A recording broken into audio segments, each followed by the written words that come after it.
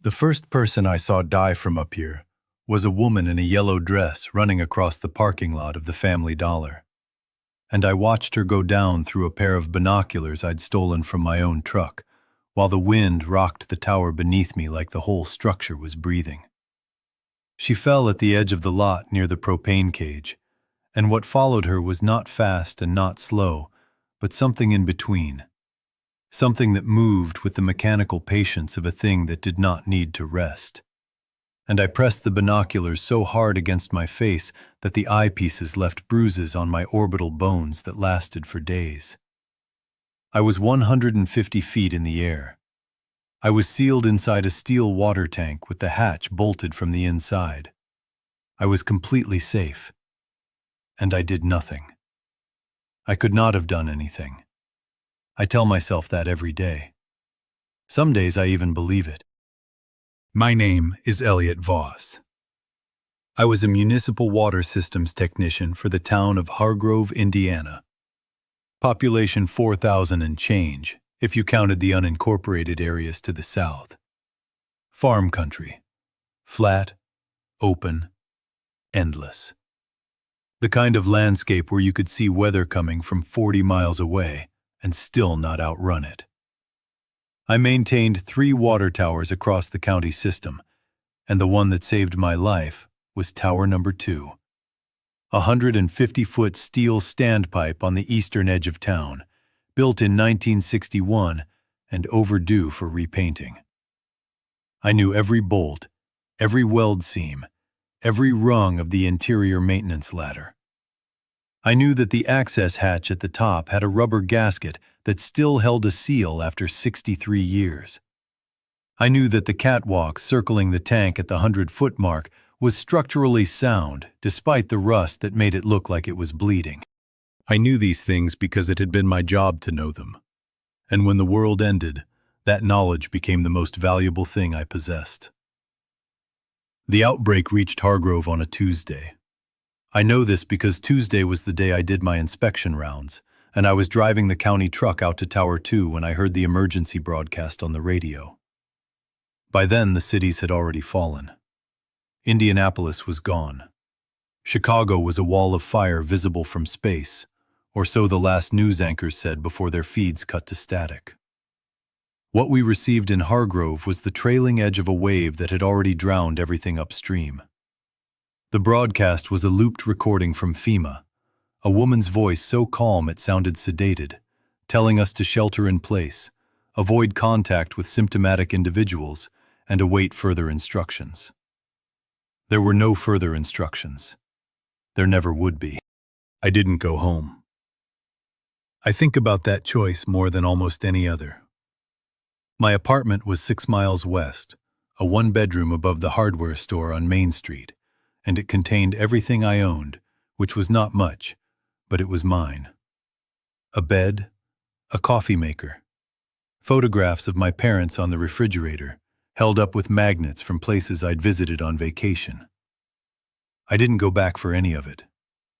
Something in the tone of that broadcast, something in the silence between the loops, told me that 6 miles might as well be 600. Instead, I pulled the truck over to the shoulder, sat with the engine idling, and thought. I thought about where I could go that was defensible and high and inaccessible and already familiar to me. And the answer was standing right there on the horizon.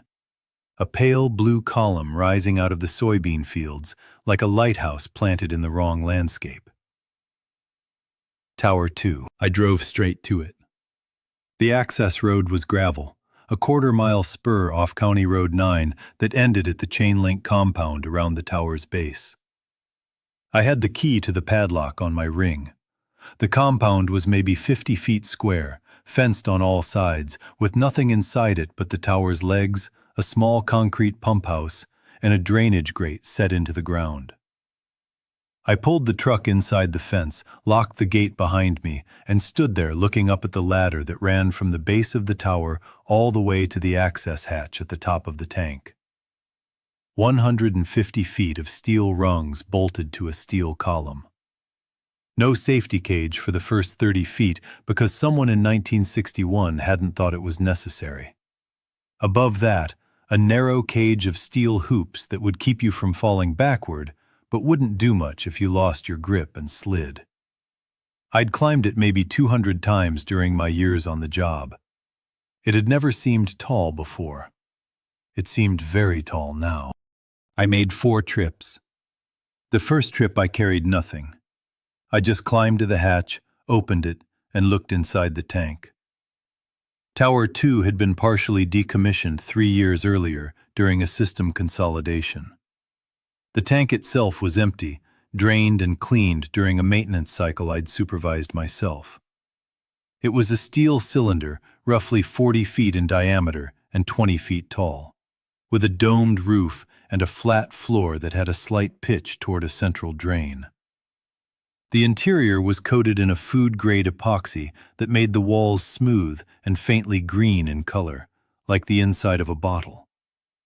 There were 2 access points, the main hatch on the roof, which was a heavy steel door with a wheel lock, and a smaller inspection port on the side of the tank near the floor, which was welded shut and had been for decades.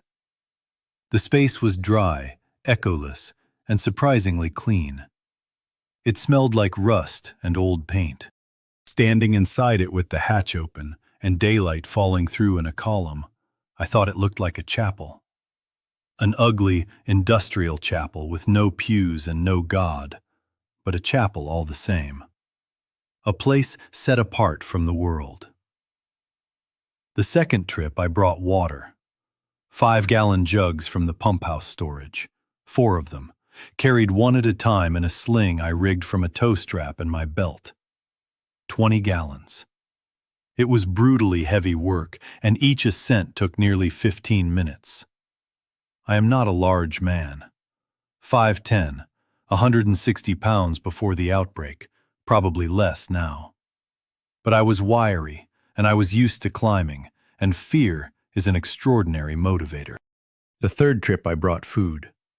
Everything from the truck's emergency kit, which was a joke, 2 granola bars, a packet of peanuts, a bottle of warm Gatorade.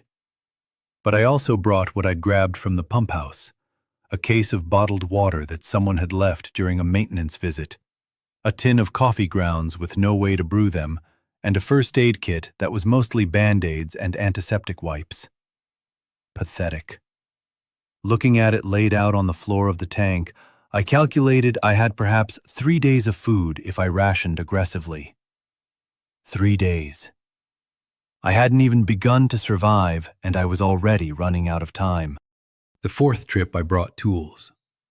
A socket wrench set from the truck's toolbox, a utility knife, a roll of duct tape, 50 feet of nylon rope that I kept behind the seat for tying down equipment, a flashlight with half-dead batteries, a tarp, my binoculars, and my phone, which had 17% battery and no signal. I carried it all up in the tarp, bundled like a bindle, the rope over my shoulder, sweating through my shirt in the September heat.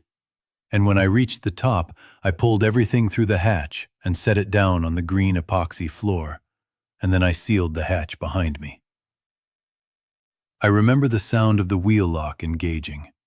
It was a heavy, definitive sound, metal on metal, the kind of sound that means something has been closed that is not meant to be opened casually. I stood in the dark with my hands on the wheel and listened to my own breathing and thought, this is it. This is where you live now. This is the entire world. Then I sat down, opened the peanuts, and ate them one at a time, while the tower swayed almost imperceptibly in the wind. The first week was a process of education. I learned the tower the way you learn a body, by living inside it and discovering what it could and couldn't do. The interior of the tank was not comfortable. The floor was hard steel with nothing to cushion it. The walls curved inward at the base where the tank met the standpipe, creating a lip that collected condensation and occasionally pooled with enough water to soak through my clothes if I slept too close to the edge. The temperature inside was entirely dependent on the weather outside. During the day, the sun heated the steel walls until the interior became an oven. easily exceeding 100 degrees by mid-afternoon. At night, the heat bled away so quickly that I woke shivering before dawn, curled on the tarp with my arms inside my shirt. There was no insulation. There was no ventilation except the hatch, which I kept sealed because I was terrified of what might somehow find its way up. That fear was irrational, of course. Nothing was climbing 150 feet of vertical ladder. The infected were capable of many things: relentless pursuit, shocking endurance, a kind of pack coordination that I would later observe for weeks from my perch. But fine motor skills were not among their strengths. They could grab, and they could tear, and they could push through obstacles. But the complex alternating hand-over-hand motion required to ascend a ladder was beyond them. I knew this intellectually from very early on. But for the first several weeks I kept the hatch sealed at all times, except during the minutes I spent on the roof each morning and evening, crouched behind the hatch cowling with my binoculars, surveying the world below. What I saw in those first days was chaos resolving into emptiness. Hargrove did not die dramatically. There were no explosions, no military convoys, no helicopter evacuations. The town simply emptied. People left or people turned, and the ones who turned wandered until they found others to turn. And within 4 or 5 days, the streets were occupied exclusively by the infected and the dead. From my height, I could see approximately 3 miles in every direction, and what I saw was a landscape slowly being reclaimed by silence. Cars sat where they'd been abandoned, doors open, engines dead. A house on Maple Street burned for 2 full days because there was no one to put it out, the smoke column rising straight up in the windless air like a signal to no one. Dogs roamed in packs for a while, confused and then feral, and then they too disappeared, either dead or fled into the fields. The fields themselves continued to exist as they always had, indifferent. The soybeans and corn turning gold as September wore on, an abundant harvest that no one would collect. The infected moved in patterns that I began to chart mentally, though I had no paper and no pen during those early days. They congregated in areas of previous human activity, drawn by some residual stimulus I never fully understood. The parking lot of the Kroger was a consistent gathering point, as was the intersection of Main and Caldwell, and the grounds of the elementary school. During the day they milled and shuffled in loose groups of 10 to 30, their movements aimless but somehow synchronized, the way a flock of birds will change direction without any visible signal. At night they became still, or nearly still, standing in place or sitting on the ground in postures that parodied sleep, but were not sleep. Their eyes remained open. I could not see their eyes from 150 feet, but I knew their eyes remained open because one night during the 3rd week, when the moon was full and the air was very clear, I watched a group of 9 standing motionless in the middle of the road below the tower, and every single one of them was facing upward, toward me, their pale faces tilted to the sky like congregants receiving a benediction. They knew I was there. They couldn't reach me, but they knew. I solved the food problem through necessity and risk. On the 6th day, with nothing left but coffee grounds and the dregs of warm Gatorade, I opened the hatch before dawn and climbed down the ladder in the dark. It took me 22 minutes to descend, my hands shaking so badly that I had to stop 3 times and press my forehead against the rungs until the trembling passed. At the bottom, I crouched in the compound and listened.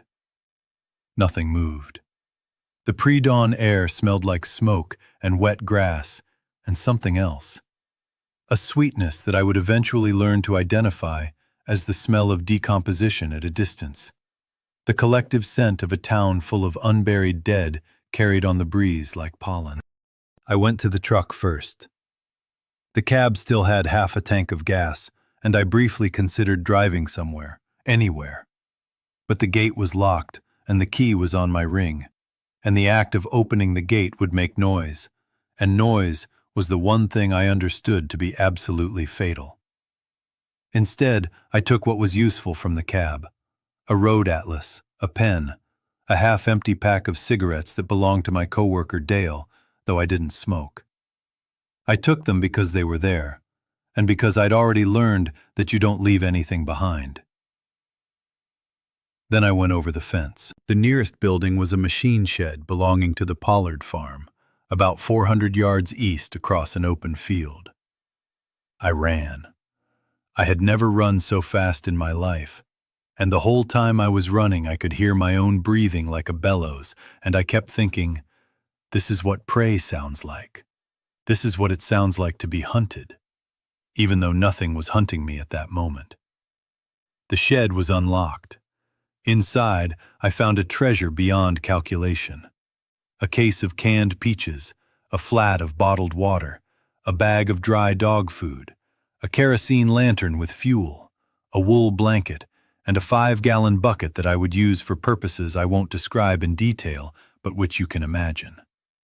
I loaded everything into the blanket, tied the corners, and carried it back across the field like a profane Santa Claus, gasping, stumbling, certain that every shadow was a figure and every sound was a footstep.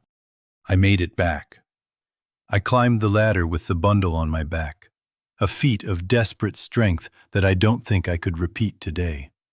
And I sealed the hatch and sat in the dark eating canned peaches with my fingers while the sun came up and the steel walls pinged and ticked as they expanded with the heat. And I wept. Not from sadness, from the sheer animal relief of having food in my body and a locked door between me and everything else. That first supply run established the pattern that would govern my life for the next 4 months. Every 8 to 12 days, depending on my consumption rate, I would descend the tower before dawn, move quickly through the surrounding area, scavenge what I could carry, and return before full daylight. I mapped the nearby farms and buildings in my road atlas, marking which ones I'd searched, which ones still held useful materials, and which ones were dangerous. Dangerous meant infected present, and I developed a system for determining this from above using the binoculars. If I saw movement around a building during my daily observations, I marked it with a red circle. If I saw no movement for 3 consecutive days, I marked it with a blue circle. Blue circles were targets. Red circles were walls. My world became a map of colored circles, and I navigated it like a sailor reading charts. The things I brought back accumulated slowly. Over the first month, I assembled a survival kit that would have been laughable in normal circumstances, but felt like wealth in the tower. Canned goods, beans, corn, soup, tuna, fruit. Water in every container I could find. A sleeping bag from a farmhouse bedroom. A propane camping stove with 2 small canisters. A pot, a spoon. A hunting knife in a leather sheath. A battery-powered radio that received only static. Books, 4 of them, pulled from a shelf in a house where the family photos still hung on the walls and the dishes still sat in the drying rack, and the only sign that anything was wrong was the dark stain on the kitchen floor and the back door hanging from one hinge. I took the books and tried not to think about who had owned them. One was a paperback thriller. One was a Bible. One was a cookbook. One was a children's book about a caterpillar. I don't know why I took the children's book. I don't have children. I think I took it because it was small and bright, and it seemed wrong to leave it in that house. I read them all, multiple times. The thriller first, then the Bible, then the cookbook, which I read like fiction, imagining meals I would never make. The children's book I saved for bad nights. There were many bad nights. Nights when the wind hit 40 or 50 miles per hour, and the tower swayed in its foundations, and the steel groaned like a living thing. And I lay on the floor with my arms spread, pressing myself flat, certain that this was the night the whole structure would come down, and I would fall 150 feet in a cylinder of crumpling steel, and die in a way that no one would ever know about. Nights when the rain hammered the roof of the tank so hard that the sound was physical, a vibration that entered my bones and made my teeth ache. Nights when I heard things that I could not explain, sounds that rose from below the tower. Not the shuffling or groaning of the infected, which I'd learned to tune out the way you tune out traffic noise, but other sounds. Once, a child laughing. Once, a woman singing, distant and tuneless and going on for hours. Once, very clearly, someone knocking on the base of the tower's legs, a rhythmic tap, tap, tap that continued from midnight until dawn and then stopped and never recurred.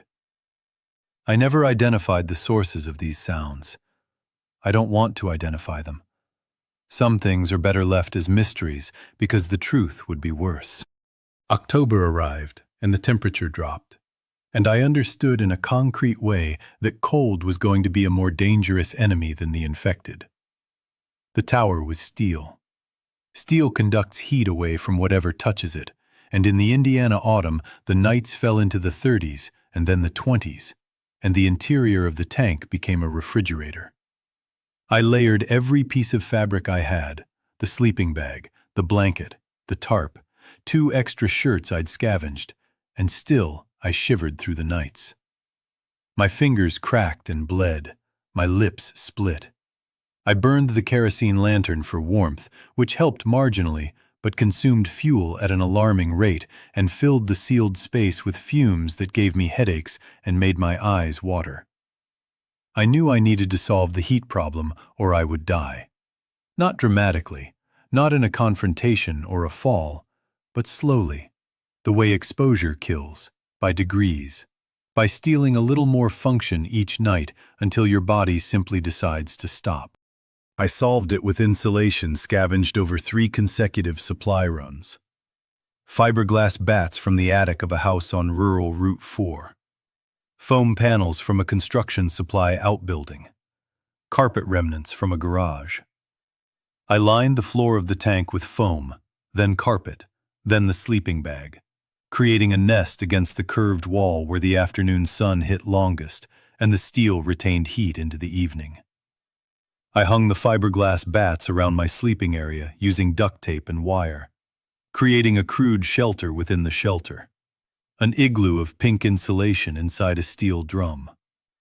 It was ugly, and it smelled like chemicals, and it reduced my living space to a footprint roughly the size of a large closet, but it kept me alive. The temperature inside my insulated nest stayed above 40 degrees even on the coldest nights, which is not comfortable, but is survivable. And I survived.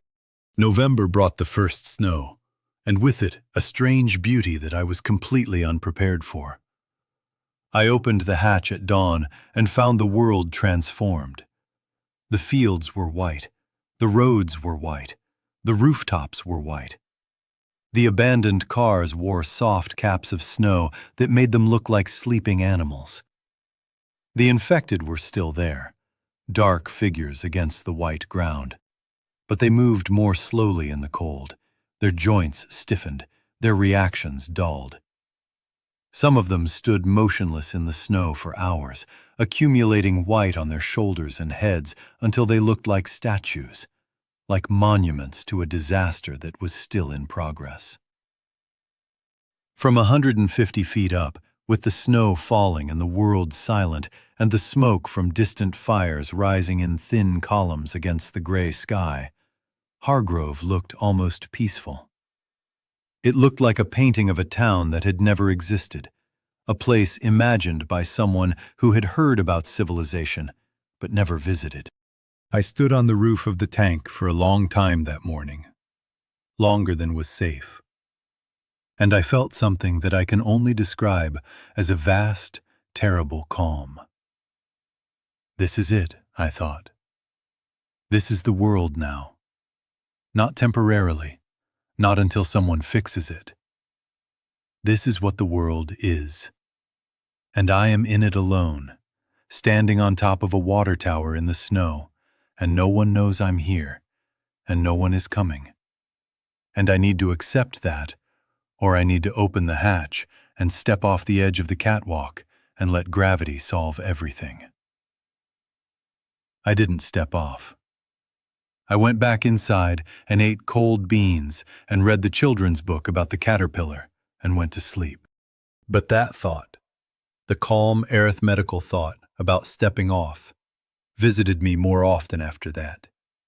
Not as a crisis, not as a screaming desperation, just as a quiet option, sitting in the corner of my mind like a piece of furniture I'd never asked for, but couldn't remove. It was always there. On bad days, I looked at it. On good days, I looked away. I never touched it, but I always knew where it was. The psychological effects of solitary confinement have been extensively documented, and I can confirm from personal experience that every study I'd ever glanced at was understating the case. Loneliness is not an emotion. It is a physical condition, like hunger or hypothermia, and it progresses in stages. The first stage is restlessness, a constant fidgeting need for stimulation that I managed by keeping busy with survival tasks, organizing my supplies, doing calisthenics in the limited space, reading, observing the world below.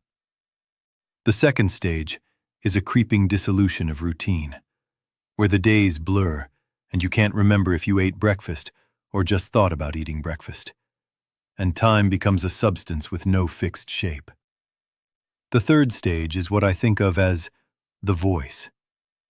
Not hallucination, not exactly, but a loosening of the boundary between thought and speech. I began talking to myself. First in brief mutters, status reports on my supplies, commentary on the weather. Then in longer monologues, conversations with people who weren't there. I talked to my mother, who had died 4 years before the outbreak. I talked to Dale, my coworker, who I assumed was dead. I talked to the woman in the yellow dress, the one I'd watched go down in the Family Dollar parking lot on my first day in the tower.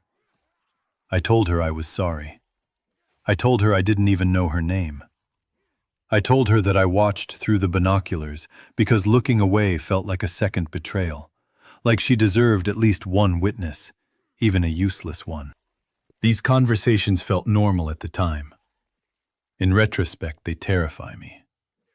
Not because they were irrational, but because of how seamlessly my mind manufactured company to fill the void.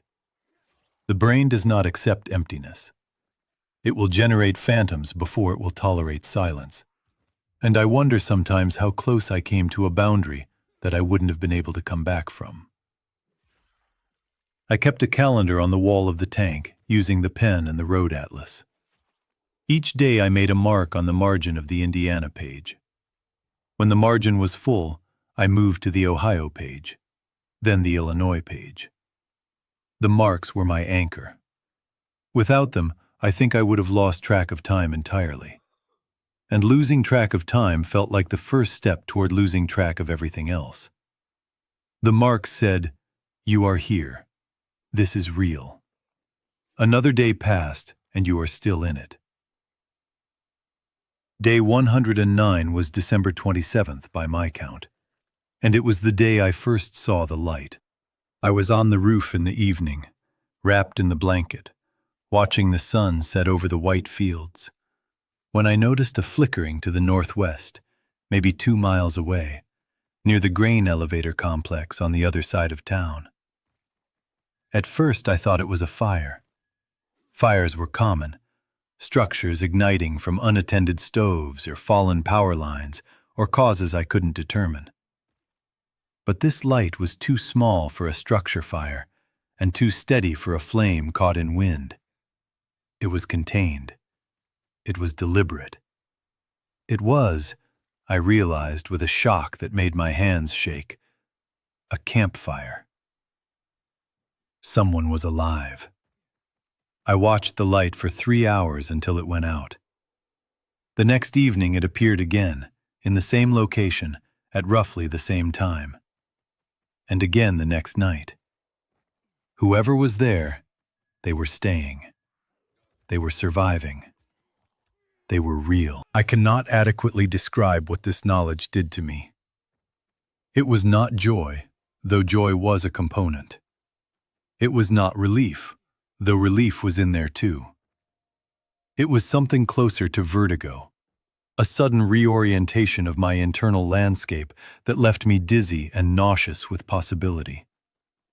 For 109 days, I had operated under the assumption that I was alone, that the entire framework of my survival was built for a single occupant, that my future extended in a straight line from the top of the tower to the end of my supplies, to the end of me. And now, in the space of a single flickering light, that line had branched. There was someone else. There was an other. And the existence of an other meant that the future was no longer a line, but a web of contingencies and choices, and I was absolutely unprepared for any of them. I did not go to them. Not that night, not the next night, not for another 11 days. I watched. I watched from the roof with my binoculars at dawn and dusk, and I saw them. 2 figures, sometimes 3, moving around the grain elevator complex. They had a vehicle, a dark pickup truck that they kept inside one of the elevator's loading bays. They were organized. They moved with purpose and caution. They posted a lookout on the elevator's observation platform while the others worked. They were doing what I was doing, surviving methodically, and the competence of their operation simultaneously reassured me and made me deeply suspicious. Because here's the thing about surviving alone for a long time. It doesn't make you brave. It makes you afraid of everything you can't control. And other people are the ultimate uncontrollable variable. I had spent nearly 4 months building a system that worked precisely because it contained only me. Every decision was mine. Every risk was calculated against my own capacity. Every failure would be my failure alone. The introduction of other people into that system was not an upgrade. It was a disruption. And I had seen enough of the world from my tower to know that disruption killed. I had watched a group of survivors on the highway in early October, maybe 15 of them, walking south with packs and carts. They were organized, too, spread out in a line, adults on the flanks, children in the center. I watched them for 2 hours as they moved through my field of vision. They were careful. They were quiet. And then they weren't.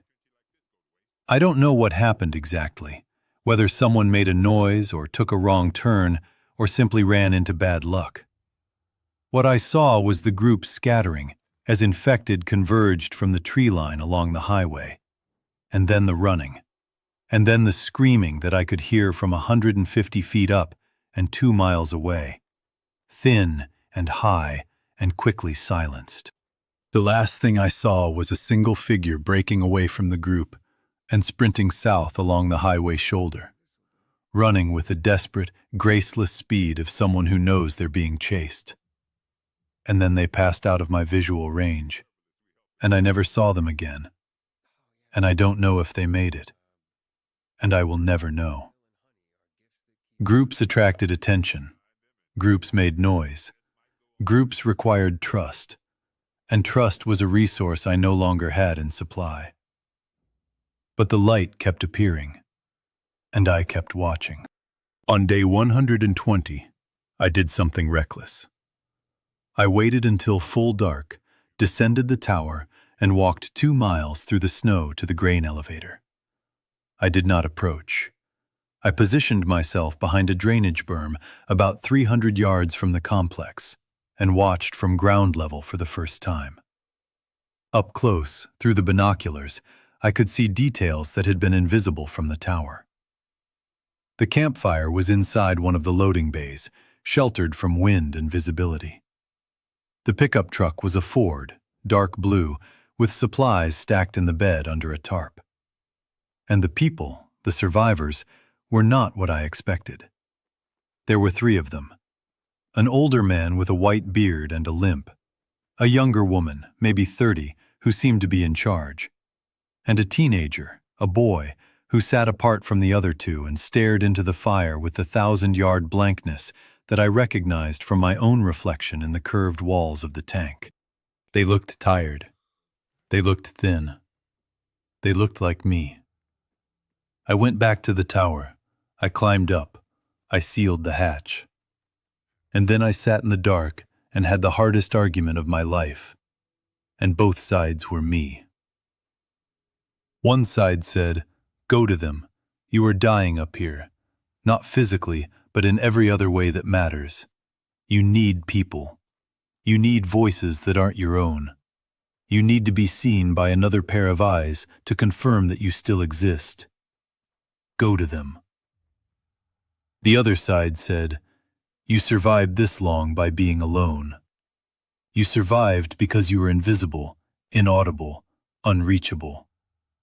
The moment you reveal yourself to other people, you become dependent on their judgment, their decisions, their mistakes. You become a member of a group, and groups die. You watch them die. Go to them, and you risk everything you've built." I went back and forth for 3 days. On the 4th day, the argument was settled for me. I was on the roof at dawn, binoculars raised, watching the grain elevator as I did every morning, when I saw the infected. A group of them, maybe 20, moving in from the east along the railroad tracks. They were heading directly toward the elevator complex. The 3 survivors hadn't seen them yet. Their lookout wasn't posted. The pickup truck was visible from the loading bay, the tarp flapping in the wind like a flag announcing their presence. I had perhaps 10 minutes before the infected reached the complex, maybe less. I acted without deciding. I pulled the signaling mirror from my kit, a small square of polished metal that I'd taken from a farmhouse bathroom weeks ago for no particular reason. I angled it toward the grain elevator and began flashing it in the dawn light, tilting it back and forth, sending flashes of reflected sun across the 2-mile gap. It was crude. It was desperate. And it worked. The woman, the one who seemed to be in charge, appeared on the observation platform, looked toward the tower, and then looked east toward the railroad tracks. I saw her body language change. She dropped from view. 30 seconds later, the pickup truck roared out of the loading bay and turned south, away from the approaching infected, and accelerated down the access road in a spray of snow and gravel. They made it. I watched the truck disappear south, and then I watched the infected reach the elevator and mill around the empty loading bay, confused by the residual scent. And then I lowered the binoculars and sat down on the roof and realized that I had just revealed myself. The woman had looked toward the tower. She had seen the flashing. She knew someone was here. For 2 days, nothing. The grain elevator was empty. The truck was gone. I thought they'd left the area entirely, and I felt a complicated mixture of relief and desolation that I didn't try to untangle. Then, on the evening of the 2nd day, I saw the truck. It was parked on County Road 9, about a 1/4 mile from the base of the tower. The headlights were off. The engine was running, exhaust rising in the cold air. The woman was standing in the road, looking up at the tower. She raised her hand. Not a wave, not a signal. Just an open hand, held up, palm out. The simplest, oldest gesture of non-aggression. I'm here. I see you. I mean no harm. I stood on the roof with the binoculars pressed to my face and my heart hammering and the wind cutting through my layers. And I thought about the caterpillar in the children's book, how it ate through everything it could find and then sealed itself in a cocoon, and then broke out and became something different. And I thought about how I had sealed myself in this steel cocoon 122 days ago. And maybe it was time to break out. Or maybe it was time to die in here. And those were the only 2 options left. I climbed down the ladder. It took me 20 minutes. My legs shook the entire way. At the bottom, I walked to the compound fence and stood there with the chain link between us, and the woman walked toward me from the road and stopped about 20 feet away. And we looked at each other in the failing light. She was shorter than me. Brown hair cut short, practically, with a knife probably. A heavy coat over layers of clothes. Boots that were too big for her, stuffed with what looked like newspaper. Thin face, sharp eyes, a mouth set in an expression that was neither friendly nor unfriendly, but simply watchful. The way all survivors looked. The way I looked, I imagined. "Don't come any closer," I said. My voice was a ruin. Months of disuse had turned it into something papery and strange. She stopped. She didn't look offended. She didn't look scared. She looked like someone who understood the request and respected it. "My name is Laura Chen," she said. "You saved our lives 3 days ago. We'd like to know who you are." "Elliot Voss," I said, and the sound of my own name in the open air, spoken to another person, hit me so hard that I had to put a hand on the fence to keep my balance. "I'm Elliot Voss. I live up there." She looked up at the tower. She looked back at me. And then she said the thing that changed everything. "We need a place to stay, Elliot. The elevator is burned. We've been sleeping in the truck. It's getting colder and we're almost out of gas. We saw your tower and we thought maybe you'd be willing to talk." Talk. Such a small word. Such an enormous request. "I can't bring you up there," I said, gesturing toward the tank. "There's barely room for me. The ladder is dangerous. It's not built for this." "We don't need to be up there," she said. "We need to be near. We need a base, somewhere defensible, somewhere with sightlines." She paused. "You've been watching everything from up there, haven't you? You know this area better than anyone alive." She was right. From 150 feet, I had spent 4 months mapping every building, every road, every pattern of infected movement within a 3-mile radius. I knew which houses had been burned. I knew which roads were blocked. I knew which areas the infected avoided and which ones they clustered around. I knew the terrain the way a general knows a battlefield, from above, in totality. And that knowledge was worth more than food or weapons or fuel. "I'll talk," I said. "Tomorrow. Daylight. Come back at dawn and I'll come down and we can talk." She nodded. She didn't push. She didn't ask for more. She turned and walked back to the truck and got in and drove away. And I climbed back up the tower and sealed the hatch and lay on my insulated nest, staring at the ceiling of the tank, and did not sleep for even 1 second that entire night. They came back at dawn. All 3 of them. Laura, the older man whose name was Gerald Hirsch, a retired electrician from a town 40 miles north that no longer existed. And the teenager, whose name was Sam, and who didn't offer a last name, and who didn't speak during that first meeting, or for several meetings afterward. I came down and we stood on opposite sides of the fence, and I told them what I knew. I told them about the movement patterns. I told them which buildings were clear and which were dangerous. I told them about the supply caches I'd identified but hadn't reached yet because they were too far or too exposed for a solo run. I told them everything I'd learned in 4 months of watching. And as I talked, I watched Laura's face change from polite attention to something sharper. Something like hunger. Not for food, but for information. For the kind of strategic awareness that meant the difference between survival and death. When I finished, she said, "You've been doing this alone for 4 months." "Yes." "From up there?" "Yes." She looked at Gerald. Gerald looked at Sam. Sam looked at the ground. "We've been on the road for 2 months," Laura said. We started with 11 people. We're 3 now. Every place we've stopped has fallen apart, overrun or stripped or fought over by other groups. We're tired of running, Elliot. We need to stop somewhere. There it was, the request. Not just for information, not just for talk, but for a place, a location, a base.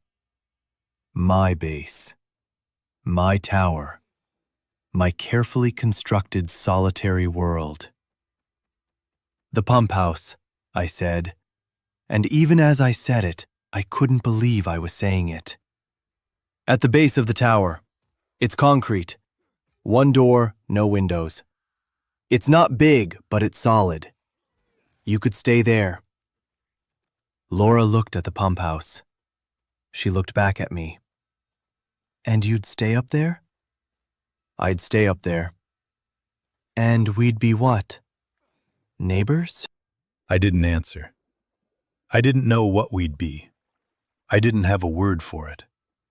She nodded as if my silence was an answer, which I suppose it was. They moved in that afternoon.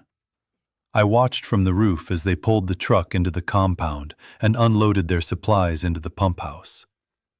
Their supplies were meager.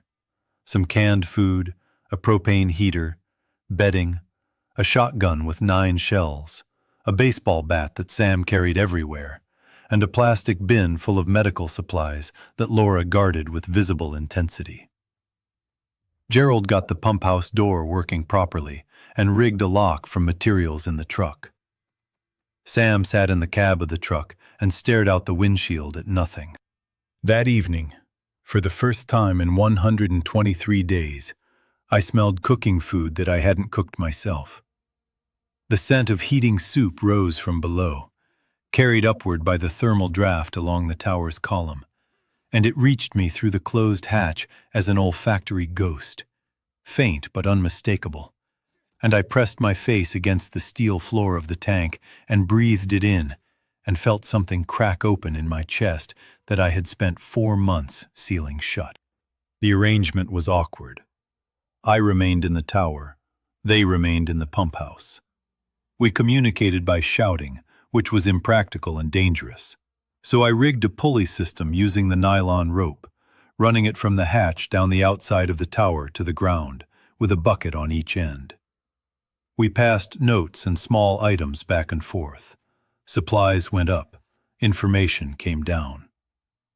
Laura wrote in a clean, precise hand on pages torn from the road atlas, detailed accounts of what they'd seen on the road, what they knew about conditions beyond my 3-mile visual radius. Gerald drew diagrams of electrical systems, ideas for rigging solar panels or wind generators to charge batteries. Sam sent up nothing. This arrangement lasted for 2 weeks. During those 2 weeks, I descended the tower exactly once, for a supply run that Laura insisted on joining. We went together to a farmhouse half a mile south, and the experience of walking beside another person, of coordinating movement, of the silent communication of glances and gestures that develops between people who are doing something dangerous together, was so overwhelming that I had to stop twice and pretend to check the terrain, while I actually just breathed and tried to keep my composure. Laura noticed. She didn't comment. She was, I was learning, a person who noticed everything and commented only when it was useful, a quality that I came to value more than almost any other. We cleared the farmhouse and brought back a significant haul. Canned goods, flour, salt, a wood stove that Gerald said he could install in the pump house, and a discovery that changed our tactical situation fundamentally. A gun safe in the basement, unlocked, containing a hunting rifle with a scope and 4 boxes of ammunition. Laura took the rifle. I didn't argue. She was clearly the better shot, and more importantly, she was on the ground where a rifle might actually be needed. From the top of the tower, a rifle was useless. From the top of the tower, the only useful weapon was knowledge. On day 140, 3 more people arrived. I saw them first, of course. Two men and a woman, on foot, coming from the south along County Road 9 in the early afternoon. They were armed, the men with pistols and the woman with a machete, and they were moving with the tense, rapid gait of people who were being followed, though I couldn't see any infected behind them. I sent a note down the bucket. 3 people approaching from the south, armed, moving fast, possible pursuit. Laura read the note, spoke briefly to Gerald, picked up the rifle, and walked out to the road. I watched the meeting through binoculars. It was civil but cautious. Hands were shown, weapons were lowered, words were exchanged that I couldn't hear. Then Laura walked back to the compound, and Gerald opened the gate, and the 3 strangers came inside, and I watched from 150 feet up as the population of our tiny settlement doubled in 5 minutes. Their names were Marcus Cole, a former long-haul trucker, David Osei, a veterinarian, and Rena Vasquez, who had been a graduate student in environmental science at Purdue before the university became a mass grave. They had been traveling for weeks, following rumors of a military safe zone to the south that turned out to be either a lie or a memory, a place that had existed briefly and then been overrun like everything else. They were exhausted and sick, and David had an infected wound on his left hand that needed immediate attention. Laura, who had been a paramedic before the outbreak, a detail she had mentioned only in passing, as if saving lives had been a hobby rather than a vocation, cleaned and dressed the wound, and probably saved David from losing the hand. That evening I descended the tower and joined the group on the ground for the first time. We sat around a fire inside the compound, a carefully small fire, shielded by the concrete walls of the pump house, and we ate together. 6 survivors and me. 7 people. The most people I had been near since the world ended. Marcus was loud. Not dangerously loud, not carelessly loud, but loud in the way that some people are. His voice filling whatever space it was in. His stories expansive and detailed and delivered with the unconscious charisma of someone who had spent decades talking to strangers in truck stops. He told us about the highways, about the convoys that had formed and broken apart, about the militias that controlled the bridges over the Ohio River, about a community of several hundred people building walls around a town in Kentucky. He told us about the bad things, too. The groups that took from others by force. The places where the living were more dangerous than the dead. The moral compromises that accumulated like sediment until you couldn't recognize the person you'd been 6 months ago. David was quiet. He sat beside the fire with his bandaged hand cradled against his chest, and listened, and watched, and occasionally asked a question so precisely calibrated that it shifted the entire direction of the conversation. He had the diagnostic mind of a scientist, I thought. The habit of identifying the crucial variable in a system and examining it while everyone else was distracted by symptoms. Rena didn't speak much during that first evening. She ate with focused intensity and kept her machete across her knees, and watched the darkness beyond the firelight with an alertness that I recognized. She was counting exits. She was planning her retreat. She had been ambushed before, I could tell, and the aftershock of that experience lived in her body as a permanent readiness, a coiled awareness that never fully relaxed. I liked her immediately, and I think the reason was that her vigilance was the only kind I understood. 7 people. The compound was too small for 7 people. The pump house could sleep 4 uncomfortably. The truck cab held 1. That left 2 with nowhere to go, and winter was deepening, and the nights were long, and the temperature was dropping into the single digits. I gave up the tower. Not permanently, not entirely. But I recognized, with a clarity that surprised me, that hoarding the largest enclosed space for myself alone while 6 people huddled below was not something I could do and still be a person I was willing to be. I descended with my sleeping bag and my supplies, and I moved into the pump house with the others. And Gerald and Marcus used the next 3 days to reinforce and insulate the building with materials scavenged from nearby structures. They framed interior walls. They installed the wood stove. They weatherproofed the door. By the end of the 3rd day, the pump house had been transformed from a cold concrete shell into something approaching habitable. Tight and warm and crowded, and smelling of 7 unwashed bodies and wood smoke and propane and something else. A smell I couldn't identify at first because I hadn't encountered it in so long. It was the smell of a household, the accumulated scent of people living together, cooking and breathing and sleeping in proximity. The smell of human community, as old as caves and as unmistakable. I still climbed the tower every day.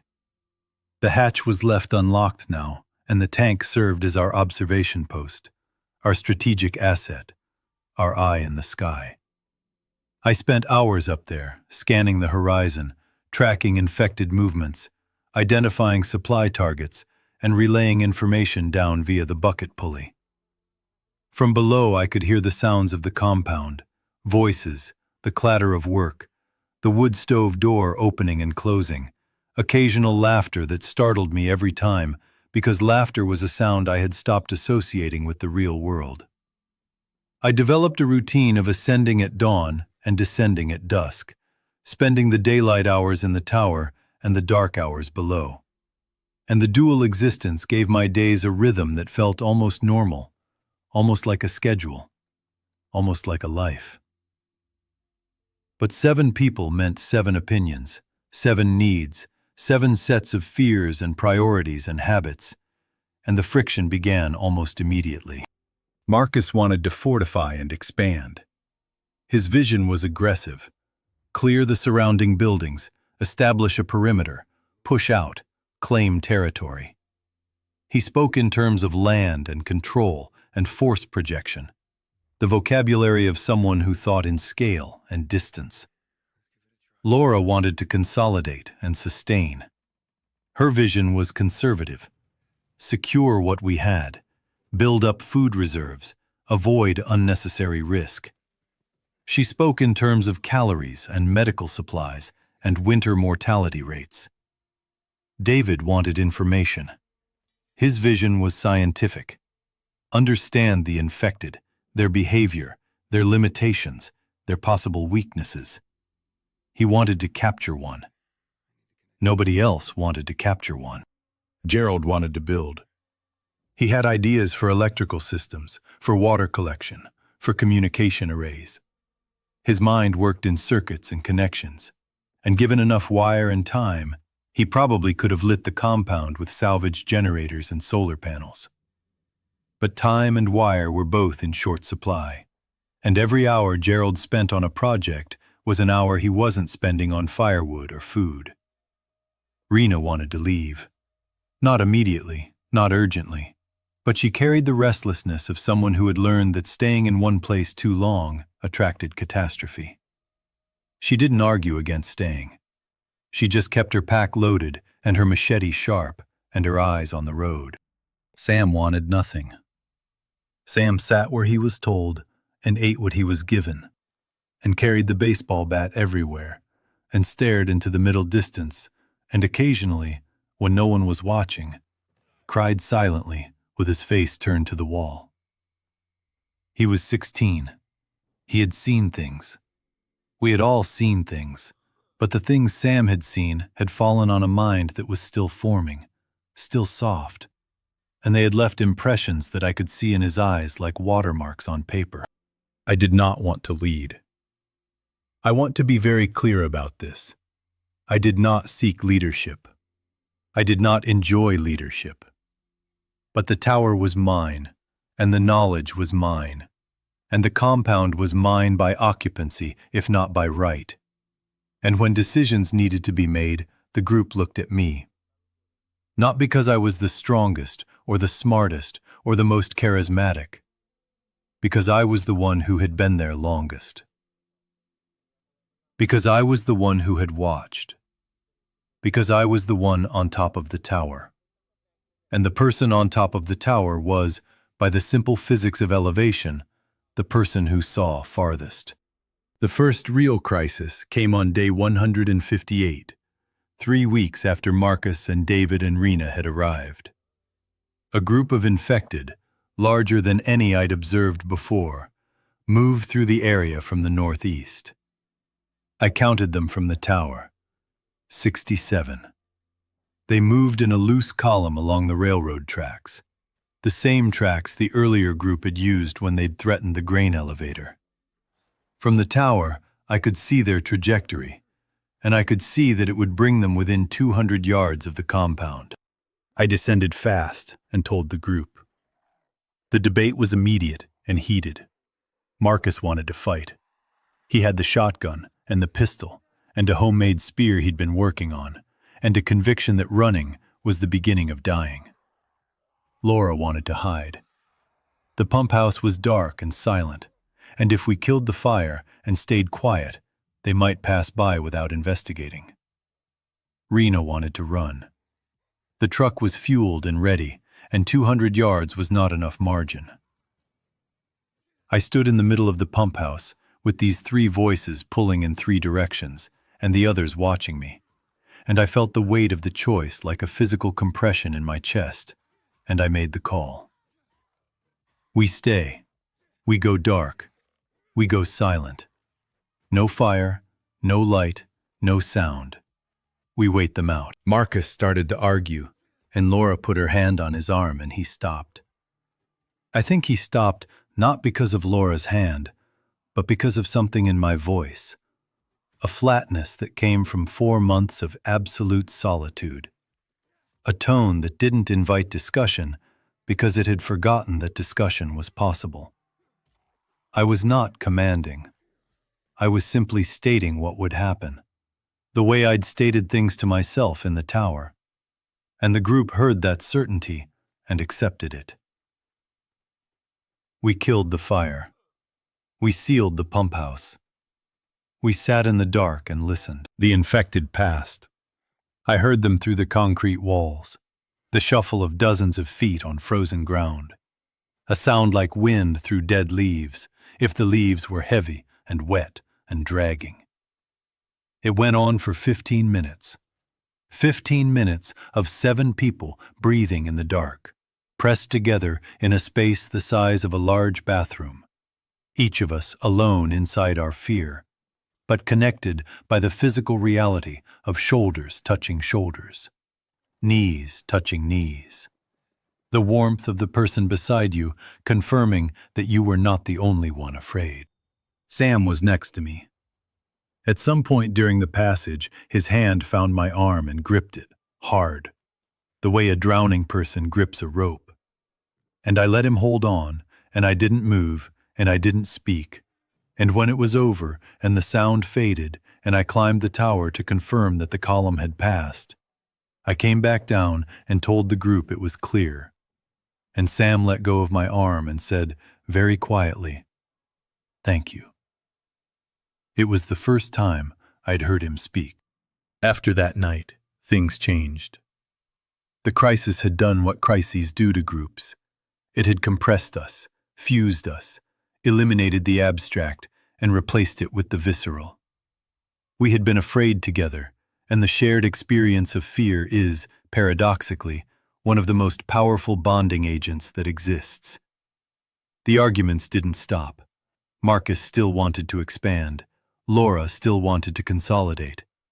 But the arguments acquired a different quality, a collaborative friction rather than a divisive one, the sound of people working toward a shared problem from different angles rather than fighting for dominance.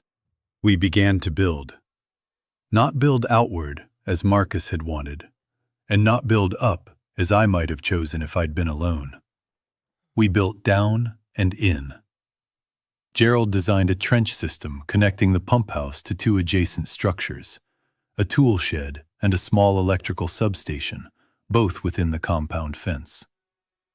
The trenches were covered with plywood and earth, making them invisible from a distance and passable in any weather. The tool shed became a supply cache. The substation became a workshop where Gerald spent his hours stringing wire, and soldering connections by the light of a kerosene lamp, slowly assembling a system of batteries and small solar panels that would eventually give us electric light for the first time. David studied the infected from the tower with my binoculars and a notebook he'd scavenged, filling pages with observations in a handwriting so small it looked like code.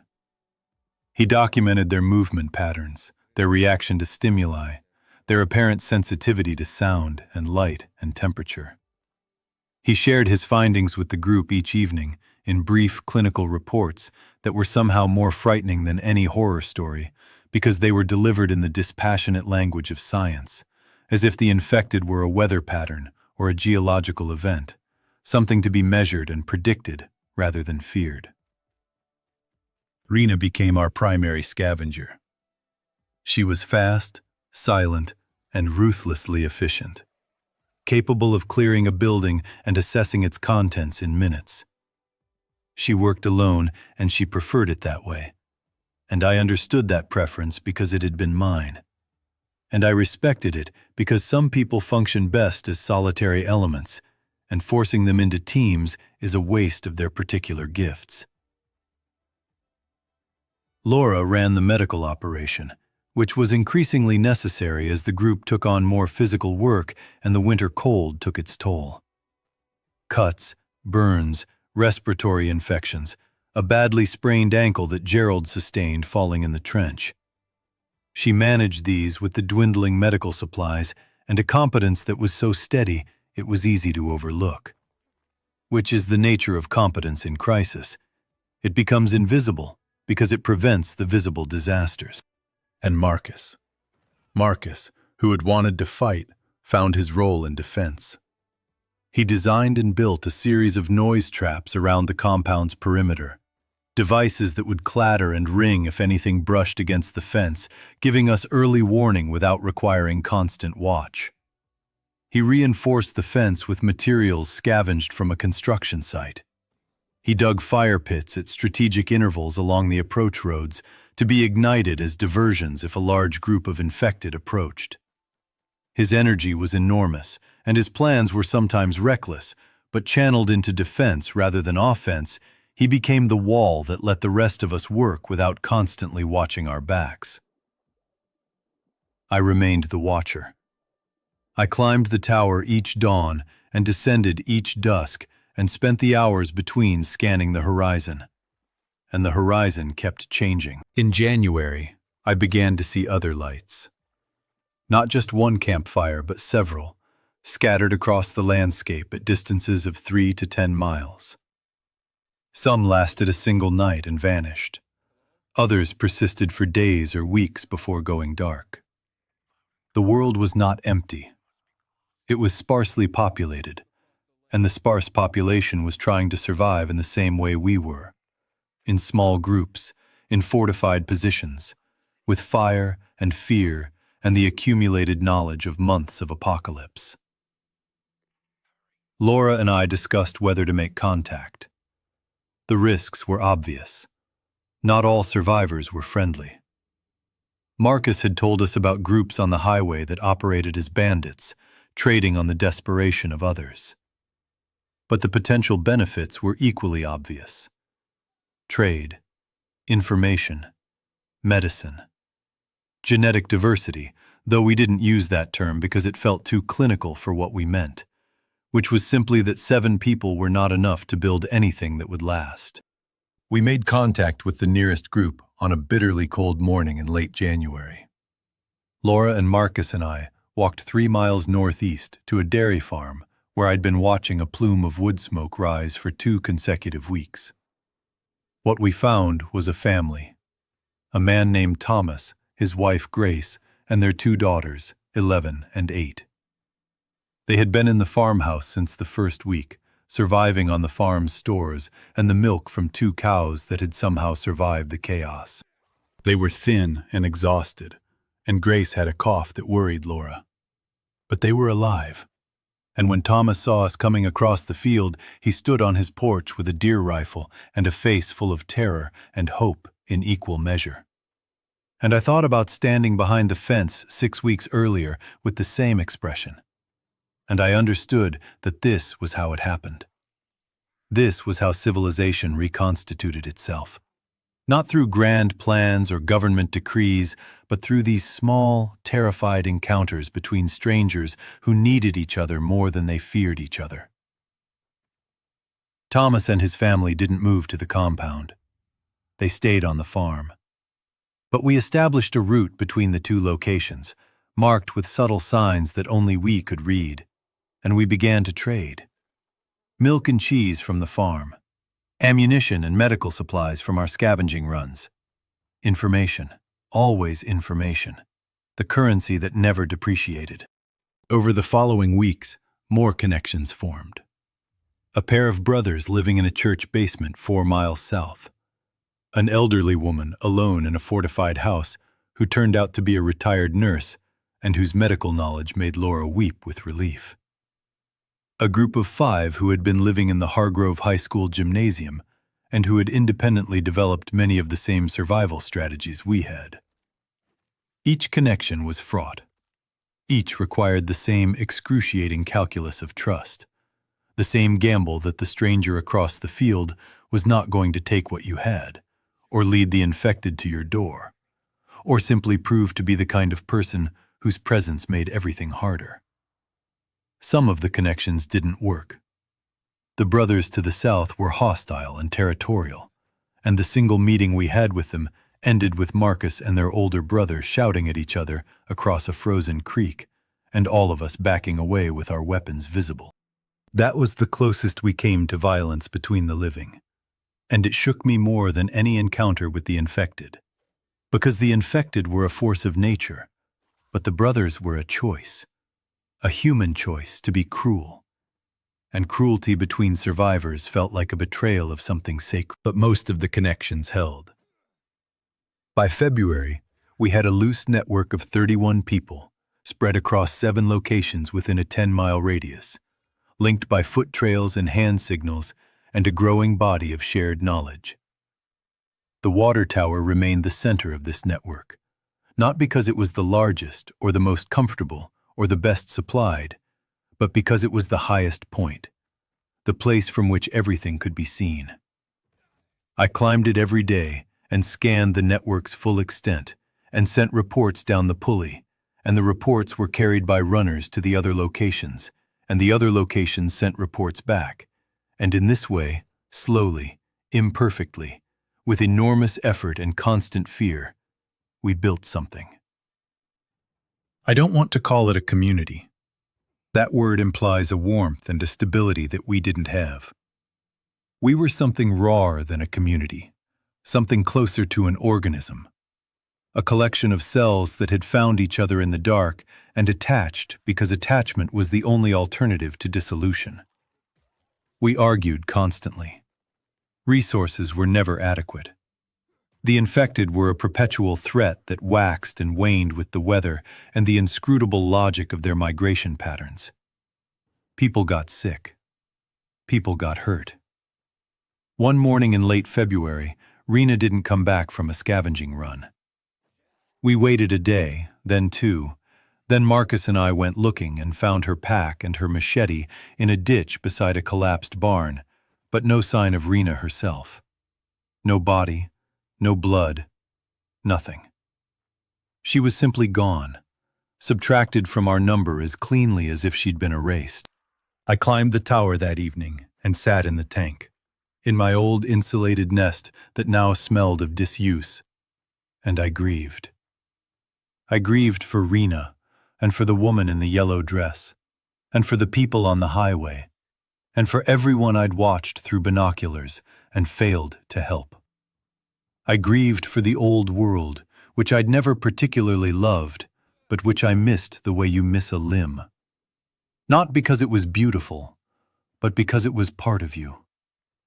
And I grieved for myself, for the Elliot Voss who had driven a county truck and maintained water towers, and had parents on the refrigerator held up with magnets, because that person was gone, and the person who remained was someone I was still learning to recognize. Sam found me up there.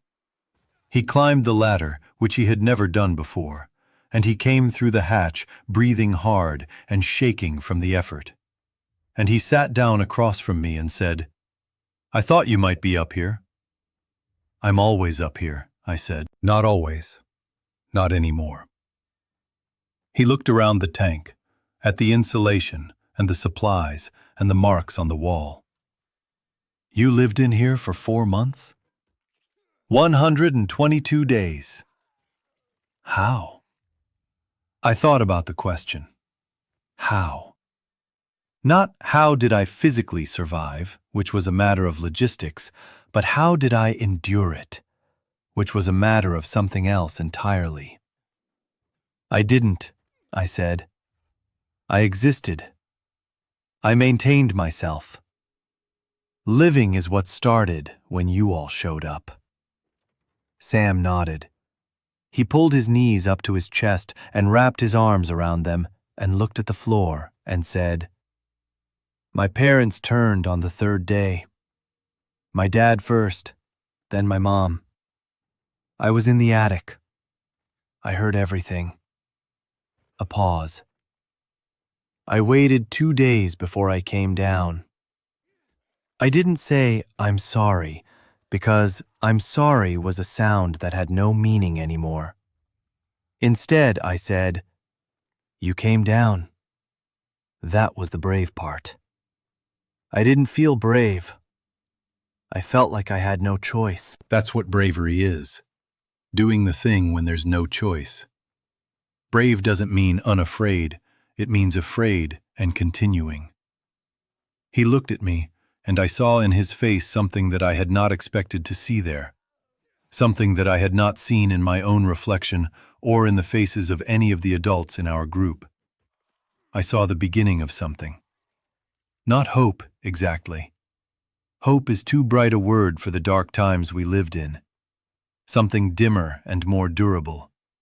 A willingness to continue. A decision, conscious and fragile and newly made, that the future was worth the effort of reaching. "I'm going to stay," he said. "Here, with the group. I'm going to stay." "Good," I said. "We need you." "For what?" "For afterward. Someone has to remember this. Someone has to know what happened and carry it forward. The old people, me, Laura, Gerald, Marcus, we're the bridge. You're the other side." He thought about this for a while. Then he said, "Can you teach me the tower? How to watch? What to look for?" "Yes," I said. "I can teach you that." We sat in the tank as the sun went down, and I showed him how to use the binoculars, and how to read the landscape, and how to identify infected movement patterns at a distance, and how to distinguish between the aimless wandering of a routine patrol and the purposeful convergence that preceded an attack. He learned fast. He asked the right questions. By the time full dark arrived and we descended the ladder together, him going first and me going second, ready to grab him if he slipped, I understood that I had just done the most important thing I would do in this new world. Not surviving, not scavenging, not making the call to go dark when the column came through. Teaching. Passing on what I knew to someone who would carry it further than I could. The tower still stands. I can see it from where I'm writing this, a pale column against the gray March sky. Unchanged and unchanging, while everything around it has been transformed. We've expanded the compound. Gerald got the solar array working, and we have light now. Electric light. A miracle that still makes me catch my breath every time I flip the switch. Thomas's family moved closer and brought the cows, and we have milk and cheese. The nurse, whose name is Dorothy, and who insists on being called Dot, runs a medical station out of the old tool shed that has saved at least 4 lives that I know of. Marcus built a second fence line and a gate system, and the compound can hold all of us now, all 31, with room for more. Sam climbs the tower every morning at dawn. He's better at it than I was. He's faster, and his eyes are sharper, and he's developed a notation system for tracking infected that David says is genuinely innovative. A grid-based method that can predict movement patterns 24 hours in advance with surprising accuracy. He still carries the baseball bat, though he's never had to use it. He still doesn't talk much. But when he does talk, people listen, because the things he says are precise and observed and true. I still climb sometimes. Not every day. My knees are worse than they were, and the ladder doesn't get any shorter. But on clear mornings, when the air is cold and still, and the landscape opens up in every direction like a map of everything we've built and everything we've lost, I go up. I open the hatch and stand on the roof of the tank and look out at the world from 150 feet. And the world looks different now than it did when I first sealed myself inside. It's not safe.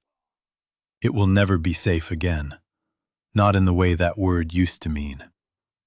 The infected are still out there, diminished by cold and time and whatever slow entropy governs their existence, but present. Always present. A permanent feature of the landscape, like weather or gravity. Other groups of survivors are out there too, some friendly and some not, and the negotiations between them are ongoing and delicate and occasionally terrifying. The future is not guaranteed. Nothing is guaranteed. But from up here, on a clear morning, I can see the smoke rising from 7 different locations where people are waking up and building fires and beginning another day of the hard, ugly, astonishing work of being alive. I can see the footpaths connecting them, worn into the snow by weeks of runners carrying messages and supplies.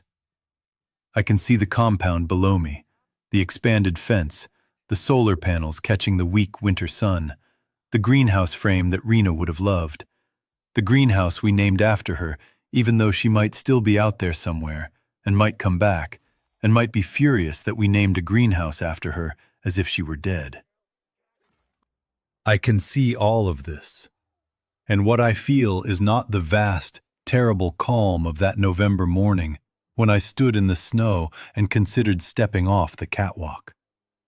What I feel is something more complicated and more sustaining. It is the recognition that I was wrong about the most fundamental thing. I thought the tower saved me. I thought height and steel and solitude were what kept me alive. But the tower didn't save me. The tower preserved me, the way a jar preserves a specimen, intact but inert, suspended but not living. What saved me was the woman who raised her hand in the road, and the old man who fixed the wiring, and the boy who climbed the ladder, and the loud man who built the walls, and the quiet man who studied the enemy, and the fierce woman who went out and didn't come back, and all the others who arrived after them. Each one a disruption to my careful, solitary, slowly dying system. I sealed myself inside a water tower 150 feet above the ground, and I thought I was protecting myself from the end of the world. But I was the one who was ending. I was the world that was collapsing, silently, from the inside out. And I didn't even know it until the light appeared on the horizon, and I had to decide whether to stay in the dark or reach toward it. I reached. I'm glad I reached. The tower still stands, and below it, so do we.